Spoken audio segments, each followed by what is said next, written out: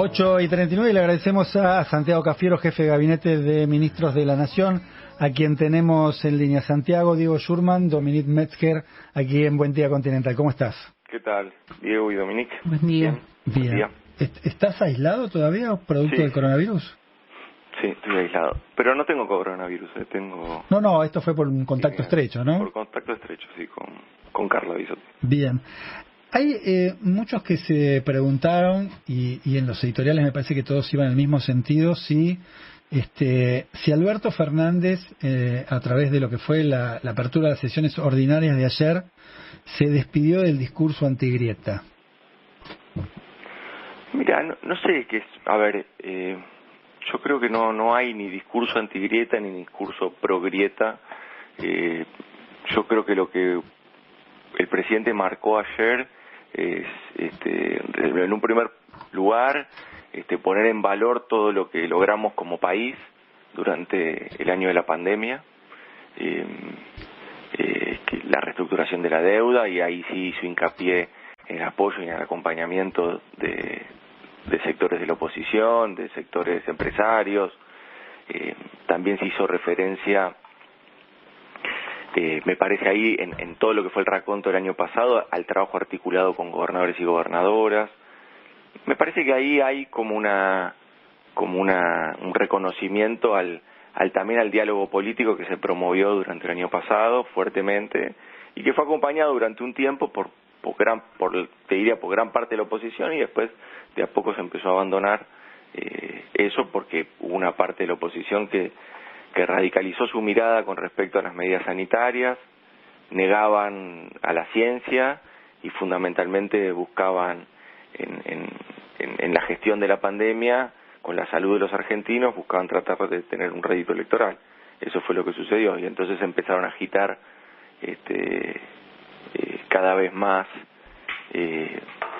medidas o acciones en contra de las medidas sanitarias.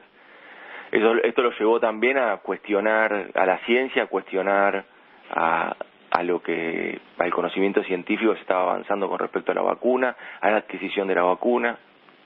Después llegaron, el cúmulo de eso fue la denuncia que recibió el presidente y el entonces ministro de Salud de envenenamiento, ¿no?, por parte de la oposición. Sí, ese fue el cúmulo. De ahí en adelante, empezaron a decir, la vacuna no es tan mala, traigan más vacunas. Ese fue un poco, me parece, el derrotero. No es lo que describió el presidente ayer. El presidente ayer lo que describe es, en un primer lugar, todo lo que logramos como país, el fortalecimiento del sistema de salud, las medidas de cuidado que hicieron, de cuidado de los salarios y de los ingresos, que hicieron que el golpe de la pandemia no sea tan duro como realmente pudo haber sido. Evidentemente también allí lo que encuentra es, en este reordenamiento de prioridades y de objetivos para este año, y ahí realmente encuentra, algunas definiciones que son definiciones firmes de parte del presidente y muy determinantes para avanzar en una dirección. Hay un tema que fue central en el discurso de ayer de Alberto Fernández, que tiene que ver con la denuncia contra la anterior administración, ¿no?, por el tema de el préstamo del Fondo Monetario Internacional. Pregunto, ¿por qué la denuncia si ya existen denuncias en ese mismo sentido, ¿no?, por defraudación y malversación de fondos? Lo que no hay es una querella. Lo que se instruye ahora es una querella a partir de un informe que se encomendó durante el año pasado al Banco Central y que terminó hace muy poco, donde quedó documentado que desde mayo del 2018, es decir, un mes después del acuerdo con el fondo, del primer acuerdo que después se fue ampliando, ¿no?, pero en mayo del 2018 hasta diciembre del 2019 se fugaron del país 45.000 millones de dólares, que es calcado el mismo registro, el mismo monto, que son 44.000 millones de dólares, los correspondientes al crédito del Fondo Monetario Internacional. Ahora, si el gobierno, Cafiero, termina acordando con el Fondo Monetario Internacional, ¿no?, en medio de estas negociaciones que están encarando, ¿no convalida de alguna manera esa deuda? No, el gobierno no está el gobierno sigue avanzando en generar mecanismos obviamente para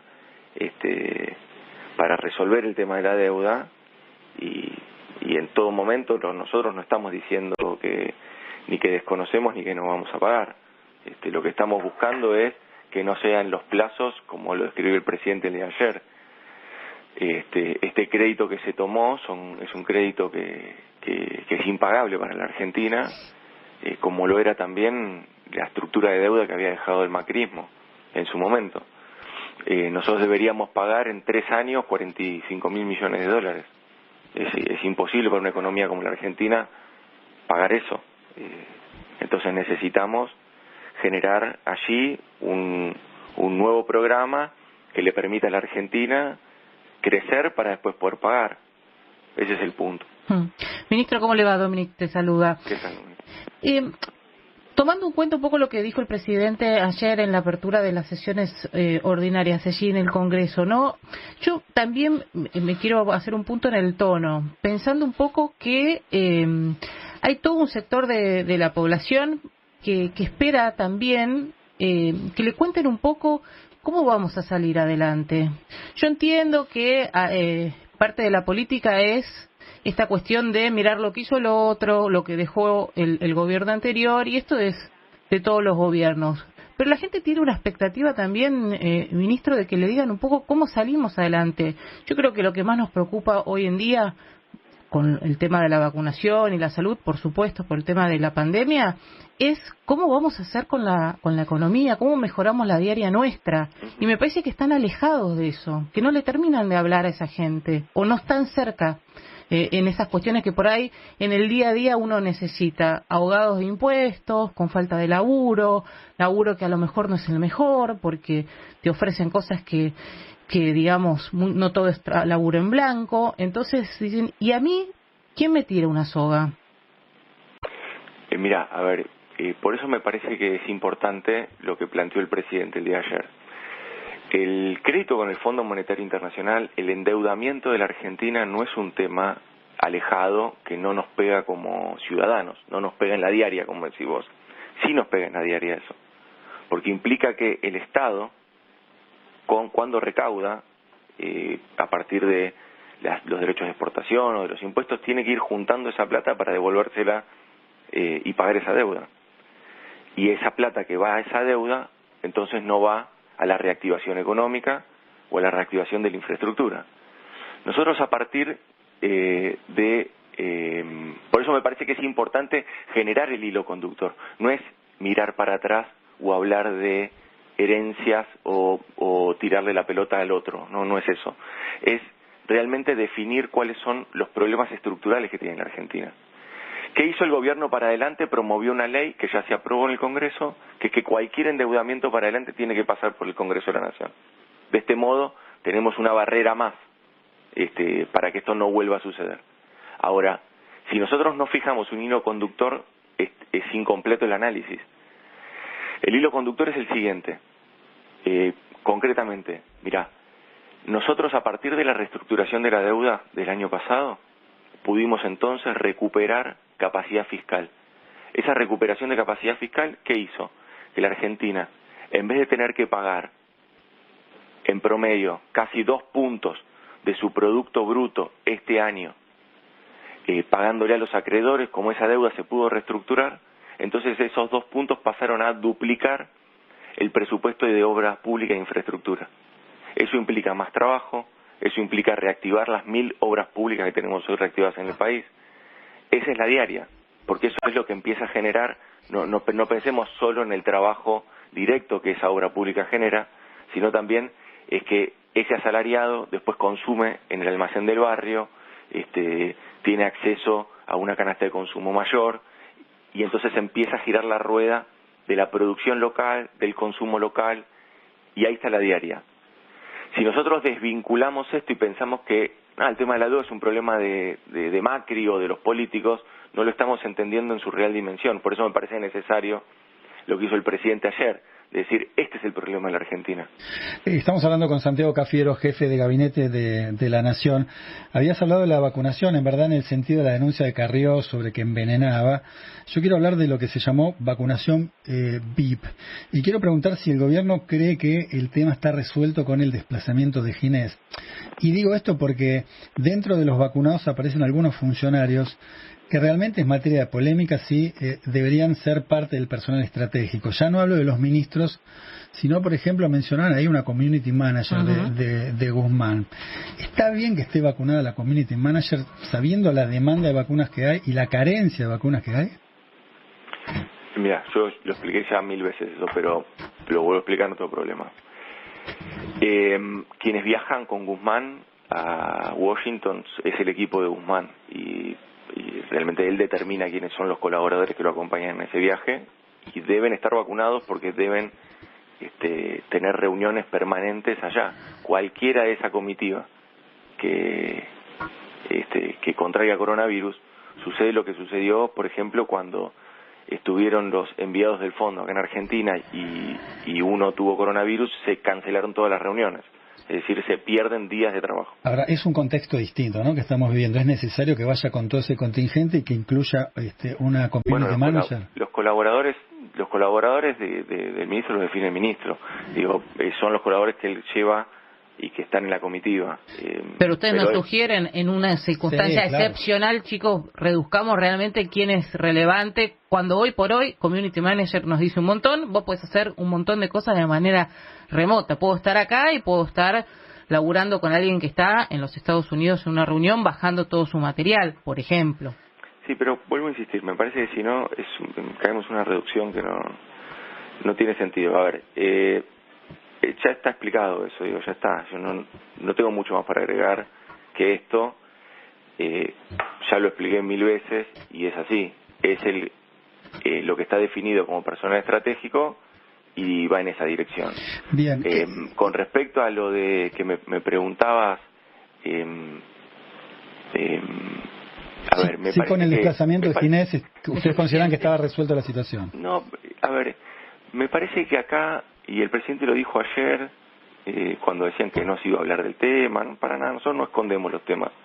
Hubo evidentemente un error y un acontecimiento, un procedimiento puntual que ameritó entonces un desplazamiento puntual y la verdad nos perdimos un gran ministro. Esa es la realidad. Bueno, el tema es que no parece que sea un tema puntual, ese es el problema, ¿no? Me parece que la situación es mucho más grande de lo que pensamos y no me limito al Hospital Posadas, sino a episodios que fueron sucediendo en otros lugares del país que por ahí no dependen de Nación. Quiero decir, el tema de quienes tienen preferencia o privilegios no se limita a esa situación, ¿no? ¿Pero por qué se lo vacunó a Duhalde y a su familia en la casa, por ejemplo? Bueno, evidentemente ese fue el error. Bueno, y también lo que surge de la causa es que se ha ido al ministerio a vacunar, ni siquiera fueron al Posadas, ¿no? Bueno, pero es que justamente, pero un puñado de vacunas mal administradas no puede empañar la campaña de vacunación más grande de la Argentina. Porque no lo empaña, porque eso es un estiramiento. No, pero ¿sabe qué pasa, ministro? Yo sé, a usted evidentemente lo enoja que le preguntemos esto, o por ahí lo molesta, lo irrita, a veces ya lo expliqué 1000 veces. Lo que pasa es que también... lo expliqué varias veces. A veces como sociedad uno necesita, lamentablemente, reiterar las cuestiones. Esto es así. Yo reitero la respuesta, no tengo problema. Perfecto, y está buenísimo. Pero por otra parte, evidentemente, esto también como sociedad nos enoja por el contexto en el que estamos. Es un bien súper preciado en este momento la vacunación. Claro que sí, están llegando más dosis y se está ampliando más la cantidad de gente que se pueda vacunar. Pero en este contexto donde sabemos que es un bien preciado y que lo necesitamos porque queremos realmente, ¿qué va a hacer la vacunación? ¿Va a evitar que nos contagiemos de coronavirus? No, lo que va a evitar es que tengamos un número alto de muertes. Tenemos un número alto de muertes a nivel mundial. Entonces, esto también, no sé por qué no les molesta que se los digan y que también a la gente le genere enojo, porque en estas cuestiones, y insisto yo, una piba de 30 años, o yo que tengo 40, que me vacune, no es el momento. Yo esperaré cuando me toque el momento. Bien. ¿no es cierto? Y usted, ministro, si no me equivoco, no está vacunado. No, yo no me vacuno. Por eso estoy aislado. Por eso, y me parece bien también que no se haya vacunado usted todavía, porque tiene un rango de edad y tiene, me parece que hay otras personas que son las prioridades. Que ustedes fijaron una lista. Si usted entra a Nación, tiene quién está primero en la lista, una cantidad enorme de personal médico, que todavía no está completa. Y después vienen los mayores de 80, de 90, que todavía no está completa. Entonces, ¿para qué vacunamos gente que no entra en ese rango aún con la escasez que tenemos y lo preciado que son las vacunas? Mira, primero es inexacto lo que decís en cuanto a la población objetivo. La población objetivo que se fijó en diciembre del año pasado, que la fijó el Consejo Federal de Salud, sí, donde participan todos los ministros y ministras de la Argentina, fijó una población objetivo. Dentro de esa población objetivo no hay, lo primero sí, lo prioritario era el personal médico que estaba en las terapias intensivas y ambulancieros también, y todo eso ya está vacunado hace rato, hace meses. Luego es personal de salud general, pero después ahí ya entra lo que es toda la población objetivo. La población objetivo es el personal de salud, el personal docente, las fuerzas de seguridad, las fuerzas armadas, personal estratégico del Estado, mayores de 60 años y menores de 60 años, entre 18 y 60, que tengan enfermedades prevalentes. Toda esa es la población objetivo. Por eso las provincias, cada provincia y cada jurisdicción lleva adelante su campaña de vacunación. Algunos hacen en simultáneo esto y otros empezaron por terminar con el personal de salud y avanzar con las otras poblaciones objetivos. Pero esto está siendo así en toda la Argentina. Por eso, por ejemplo, en la ciudad de Buenos Aires, todavía hay parte del personal de salud, no de terapias intensivas, pero sí del personal de salud, que todavía no terminó siendo vacunado, pero ya se avanzó en los mayores de 80, por ejemplo. Es decir, dentro de la población objetivo, que fija los parámetros, pensar que es una población de aproximadamente 15 millones de personas. Cafiero, le quiero preguntar... La población objetivo es donde se empieza a vacunar. Claro que se inicia por quienes están más expuestos, que son los personal de salud, pero terapistas, porque un personal de salud también matriculado en la Ciudad de Buenos Aires o en cualquier lado es un psicólogo, digamos, ¿no? No tengo nada contra los psicólogos, pero es distinto la tarea, vos vas a coincidir conmigo. Sí, por supuesto. Entonces, ese es el punto. Ahora, con respecto a lo que planteabas de la población objetivo, es esta la explicación. Y te vuelvo a insistir, vos me ponés por ahí en un plano donde no me irrita para nada tener que explicarlo, lo puedo explicar 1000 veces, solamente que digo que ya lo explicamos, nada más. Cafiero, dos temas. Primero, un cacerolazo ayer, quería una opinión al respecto, y la otra opinión tiene que ver con una declaración de Carlos Rívolo, que es el titular de la Asociación de Fiscales de Argentina, que dijo que la reforma del Ministerio Público es un pelotón de fusilamiento. Así lo expresó a propósito de lo que anunció ayer Alberto Fernández. ¿Y qué crees que opine con eso? Son las opiniones. Bueno, a ver,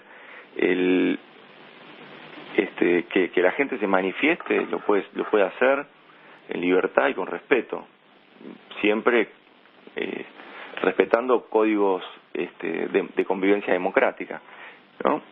Me parece que cuando se pasan los límites, ahí es donde surge el repudio. De una parte, hay otros que nos indignan, pero hay gente que sí se indigna cuando ponen bolsas mortuorias en la Plaza de Mayo. Cuando ese es el método de manifestación, bueno, evidentemente es un método de manifestación antidemocrático, que lo único que hace es promover el odio, y lo único que se busca es enojar más a los que están enojados. Sí, está bien el repudio. Creo que aquellos que participaron de la marcha, muchos de los dirigentes también lo repudiaron. También hay que repudiar la agresión, ¿no?, de un sindicalista en Olivos a quienes se manifestaban, ¿no? Digo, me parece que también habría que expresar esto. Sí, lástima que no la mayoría de los medios no reflejaron el repudio de los dirigentes. Pero no importa. No, bueno, nosotros ayer contamos, creo que... por usted, no. Por usted. No, porque creo que Lustó, acá Lombardi también lo hizo muy fuertemente, repudiaron incluso... Lombardi, a Negri también lo escuché. Cuando vos repudias eso, pero decís, mira, yo repudio lo de las bolsas mortuorias, pero tal y tal cosa, entonces no lo estás repudiando. No, bueno, no sé, en el caso de Lombardi no hizo un pero. Más, Lombardi ayer en algún momento manifestó claramente su diferencia con Patricia Bull respecto a que Estela Carlotto no tiene autoridad moral. Después, digamos, yo no... Digo, más allá de las expresiones de los dirigentes de la oposición, sí del oficialismo, y coincidimos, por supuesto, de lo que fue una barbaridad esa puesta en escena con las bolsas mortuorias, sí está bien que los dirigentes políticos en general repudien todo acto de violencia y de odio. Digo, lo de las bolsas es uno, y la agresión a los manifestantes es otro. Digo, ¿no?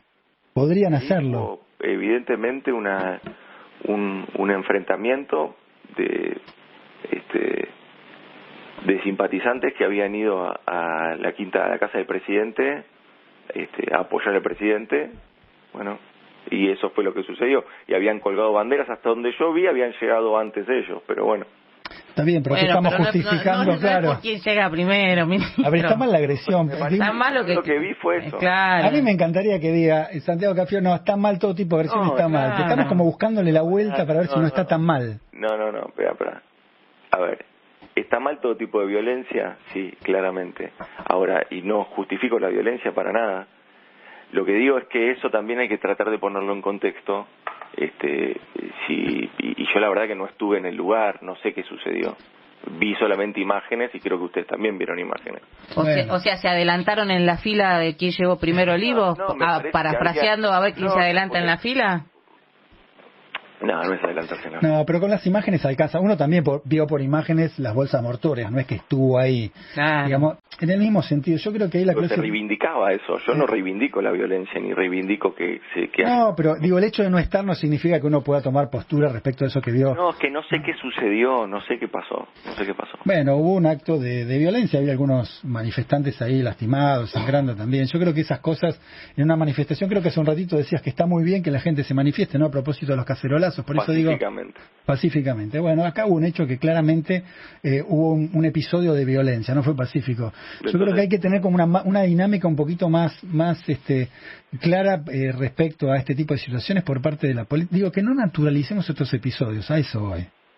No, claro, a ver, yo creo que acá, si nosotros naturalizamos el discurso del odio, que es algo que se viene dando y promoviendo durante sobre todo el año pasado, fue muy visible el discurso del odio promovido, y donde no hay repudio ni se corta a tiempo ese discurso del odio que lo único que hace es enojar más a los enojados, angustiar más a los que ya están angustiados, digamos, lo único que persigue es eso, y evidentemente ese agite después radicaliza posiciones, y eso es un problema, eso es un gran problema. Entonces, lo que nosotros tenemos que hacer es parar esos discursos del odio cuando se inician. Bien. Y eso es lo que creo que tenemos que, como sociedad y como comunidad, llevar adelante permanentemente. También parte de ese discurso del odio se riega a partir de la difusión de noticias falsas. Y eso es una herramienta que usa el discurso del odio para propagar más angustia, más indignación, cuando realmente las cosas son mucho más simples y sencillas y generalmente encuentran explicaciones lógicas. Santiago, sonó el tope, nos tenemos que ir. Te agradecemos por estar acá en Buen Día Continental con nosotros. Gracias a ustedes. Ahí estaba, es Santiago Cafiero, jefe de gabinete de la Nación. Bueno, se nos fue el tiempo, pero nos pasó, me parece que había un montón de temas para hablar con él, ¿no?